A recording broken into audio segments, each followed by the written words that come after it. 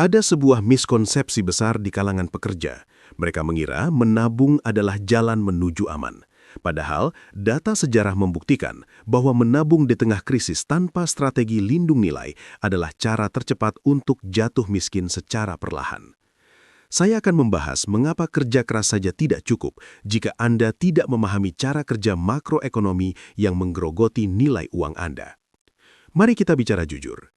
Mayoritas dari Anda yang menonton video ini adalah bagian dari generasi produktif yang bekerja keras, bahkan mungkin sedang berada di titik burnout. Anda disiplin menyisihkan 20% hingga 30% dari gaji bulanan ke dalam rekening tabungan konvensional dengan harapan masa depan yang stabil. Namun, ada realitas pahit yang jarang dibahas di ruang rapat kantor Anda. Inflasi gaya hidup bukanlah satu-satunya musuh Anda. Musuh yang jauh lebih berbahaya adalah pajak tersembunyi dari inflasi moneter dan devaluasi mata uang. Secara matematis, mari kita lihat faktanya. Jika inflasi real berada di angka 5 hingga 7% per tahun, sementara bunga tabungan bersih Anda setelah pajak hanya di kisaran 1 hingga 2%, maka secara teknis Anda kehilangan daya beli sebesar 4% setiap tahunnya. Dalam 10 tahun, tanpa Anda sadari, 100 juta yang Anda kumpulkan dengan keringat dan lembur akan kehilangan hampir setengah dari nilai realnya. Anda tidak menjadi lebih kaya, Anda hanya mengumpulkan angka yang semakin tidak berdaya. Ketegangan geopolitik dunia, mulai dari konflik di Timur Tengah hingga perang dagang antara kekuatan besar, memicu efek domino pada harga komoditas dan energi. Saat harga minyak dunia melonjak, biaya produksi dan logistik naik, yang ujung-ujungnya dibebankan kepada Anda sebagai konsumen. Inilah the trap atau jebakan yang saya maksud.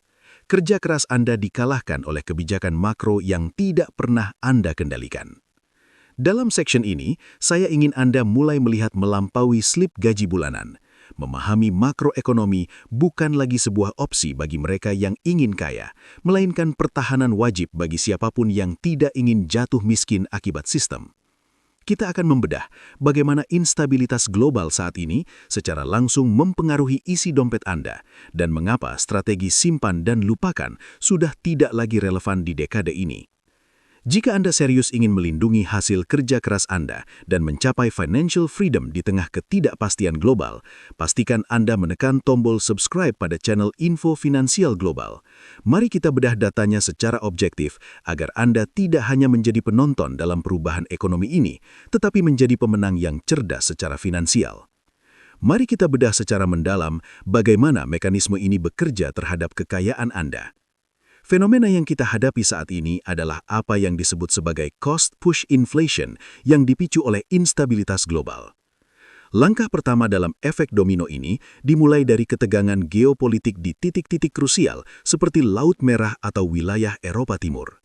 Ketika konflik terjadi, jalur logistik global terganggu. Kapal-kapal kargo harus memutar arah dengan rute yang lebih jauh yang secara otomatis meningkatkan biaya bahan bakar dan premi asuransi pengiriman.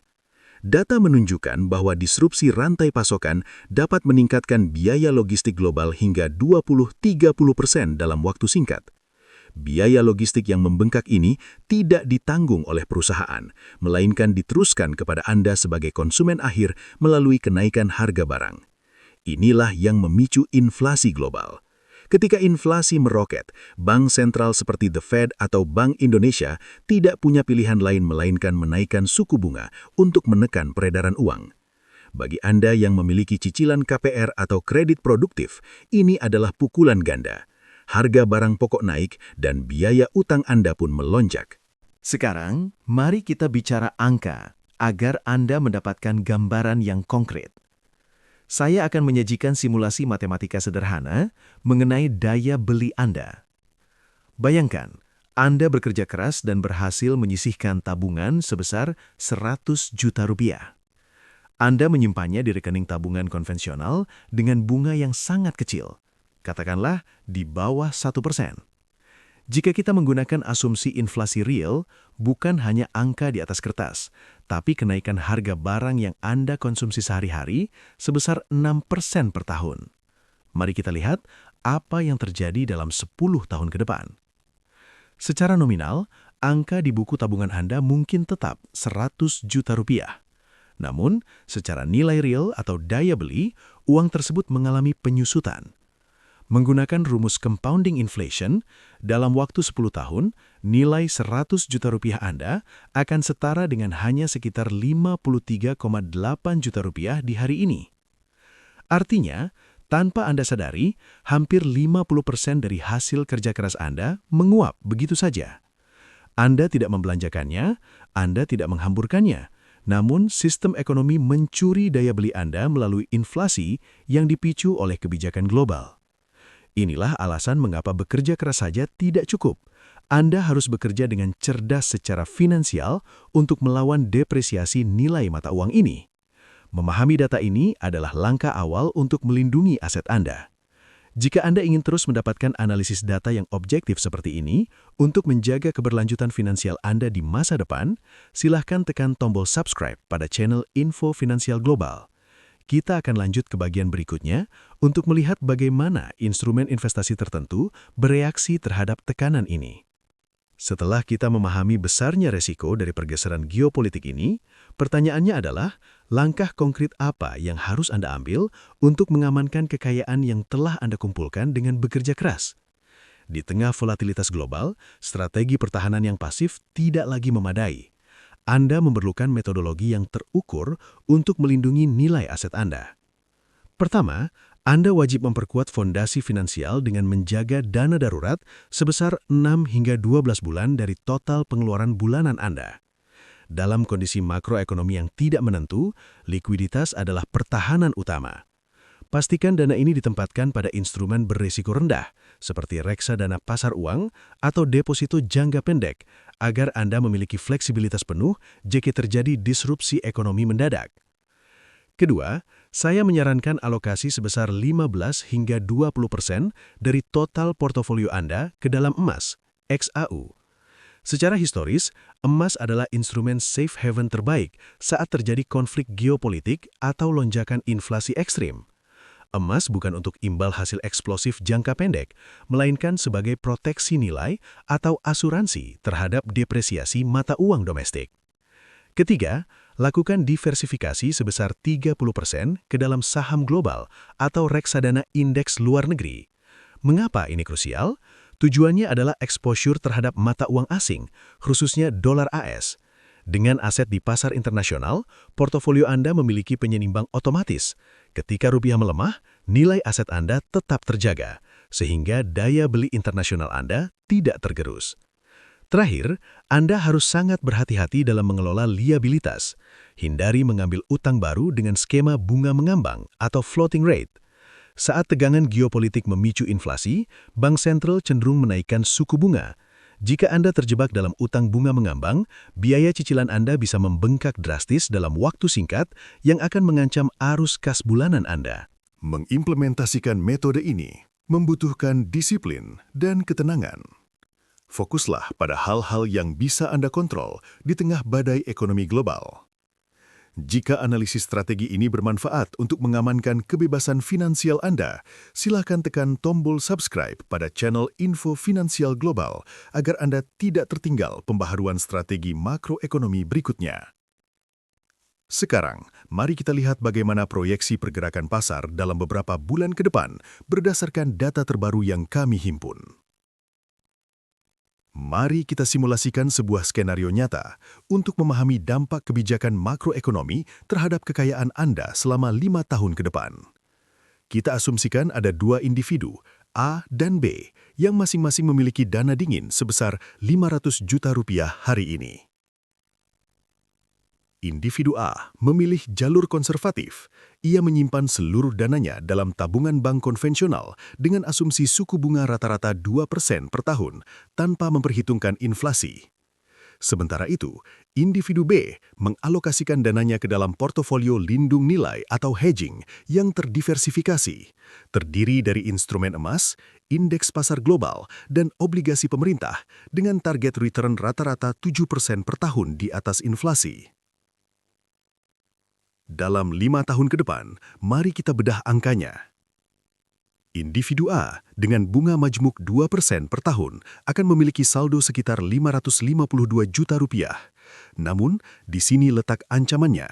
Jika rata-rata inflasi tahunan berada di angka 4%, angka yang sangat realistis dalam kondisi geopolitik saat ini, maka daya beli 552 juta rupiah tersebut hanya setara dengan 453 juta rupiah dalam nilai uang hari ini. Artinya, secara real, individu A mengalami penyusutan nilai kekayaan sebesar hampir 10% meski saldo nominalnya bertambah. Ia bekerja keras untuk menabung, namun sistem ekonomi menggerus nilainya secara sistematis. Sekarang, perhatikan individu B. Dengan strategi hedging yang memberikan return 7% per tahun di atas inflasi, dana 500 juta rupiah miliknya akan tumbuh menjadi sekitar 701 juta rupiah dalam nilai real atau nilai yang sudah disesuaikan dengan daya beli saat ini. Perbedaannya sangat signifikan, yakni 248 juta rupiah. Selisih ini bukan sekedar angka di atas kertas, ini adalah modal untuk investasi berikutnya, dana darurat yang lebih tangguh, atau kebebasan untuk mengambil keputusan karir tanpa rasa takut. Individu A terjebak dalam ilusi keamanan perbankan, sementara individu B memahami bahwa di tengah ketidakpastian geopolitik, menjaga nilai aset jauh lebih krusial daripada sekedar menabung nominal. Simulasi ini menunjukkan bahwa kekayaan bukan hanya tentang seberapa banyak Anda menabung, melainkan seberapa efektif Anda memproteksi nilai dari efek inflasi dan volatilitas makro. Pertanyaannya sekarang, apakah Anda akan tetap menjadi individu A yang pasif atau mulai membangun strategi untuk menjadi individu B? Jika Anda ingin terus mendapatkan analisis data untuk membangun strategi finansial yang resilient, pastikan Anda telah menekan tombol subscribe pada channel Info Finansial Global. Kami akan terus membedah kebijakan makro demi membantu Anda mencapai kebebasan finansial yang sesungguhnya. Kesimpulan dari analisis ini sangat mendasar. Dalam landscape ekonomi global yang penuh dengan variabel geopolitik, menyimpan uang tunai dalam jumlah besar di rekening tabungan konvensional adalah sebuah kesalahan strategis. Anda harus memahami bahwa inflasi bukanlah musuh yang terlihat, melainkan pencuri senyap yang mengikis daya beli Anda secara sistematis setiap tahunnya. Jika Anda membiarkan dana Anda mengendap tanpa instrumen yang tepat, secara teknis Anda sedang mengalami kerugian nilai real, meskipun nominal di buku tabungan Anda tampak stabil. Saya ingin Anda mulai mengubah pola pikir dari sekedar menabung menjadi berinvestasi secara strategis. Uang tunai hanyalah alat untuk transaksi jangka pendek.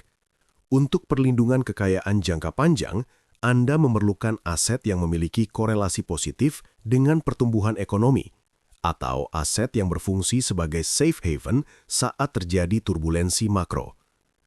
Apakah itu melalui diversifikasi ke instrumen pasar modal global, komoditas, atau aset alternatif lainnya? Kuncinya adalah memindahkan posisi dari pasif menabung menjadi aktif mengalokasikan. Dunia saat ini tidak memberikan ruang bagi mereka yang hanya diam. Efek domino dari kebijakan bank sentral dan ketegangan geopolitik akan selalu berdampak pada portfolio Anda, terlepas dari seberapa keras Anda bekerja. Perbedaannya terletak pada seberapa efektif Anda memproteksi nilai dari efek inflasi dan volatilitas makro. Pertanyaannya sekarang, apakah Anda akan tetap menjadi individu A yang pasif atau mulai membangun strategi untuk menjadi individu B? Jika Anda ingin terus mendapatkan analisis data untuk membangun strategi finansial yang resilient, pastikan Anda telah menekan tombol subscribe pada channel Info Finansial Global. Kami akan terus membedah kebijakan makro demi membantu Anda mencapai kebebasan finansial yang sesungguhnya. Terima kasih telah menyimak analisis ini. Tetap rasional, tetap waspada, dan terus kelola kekayaan Anda dengan data yang akurat.